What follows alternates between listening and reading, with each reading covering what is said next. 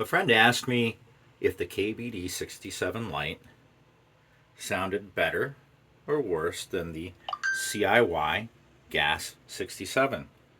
I told him that they sounded different. Here's just a quick sound comparison.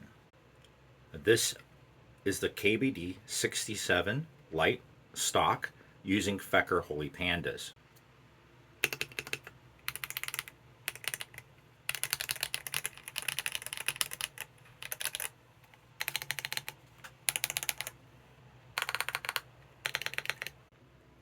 And this is the CIY GAS67 with JWick Ultimate Blacks.